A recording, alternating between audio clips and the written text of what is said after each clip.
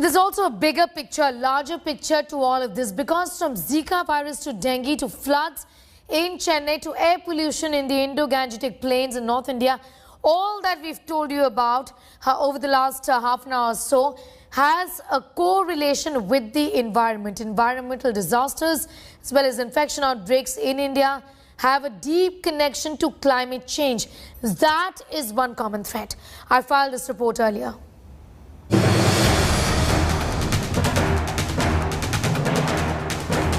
Devastating floods in Chennai. Spread of Zika virus in Uttar Pradesh.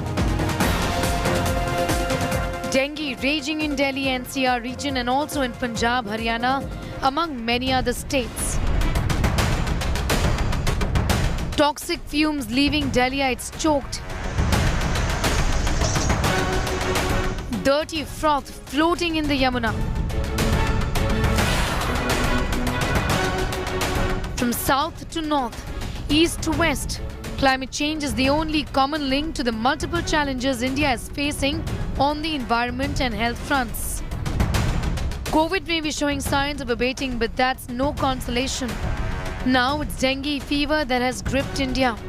The disease carried by mosquitoes is strongly influenced by environmental factors such as temperature and rainfall.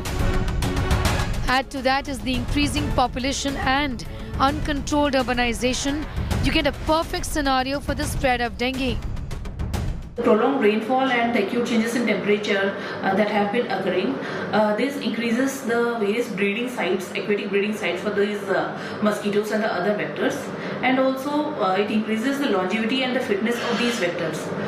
Thus it helps in the way further propagation of these dengue transmission cycles. Unseasonal rainfall has an impact on conditions like dengue, where the artificial collections of water are not removed and allow breeding to happen. COVID, dengue and the toxic winter air. That's a deadly cocktail for disaster. Air pollution and climate change are deeply interlinked issues. Whether the goal is better air quality in the near term or reduction of climate change related losses in the longer term, the mitigation efforts required are oftentimes at the same sources, and therefore it requires an integrated strategy. Where possible, governments must look to seize opportunities where they are able to tackle both of these simultaneously, but with special attention to those actions where the benefits will be immediate on public health. Air pollution and climate change are kind of interlinked and kind of a viscous cycle. So air pollution contributes to climate change, and while climate change is also making air pollution worse in the regions.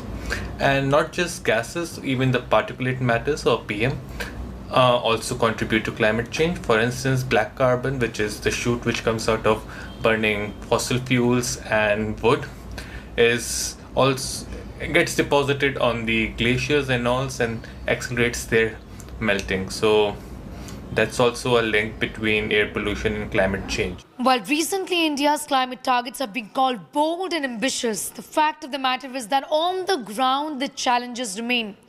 Our health and our environment is directly linked, and evidently a lot of damage has been done. India needs to work hard and work fast to heal the environment for the sake of the health of its citizens. In New Delhi, Sneha Mordani for India Today.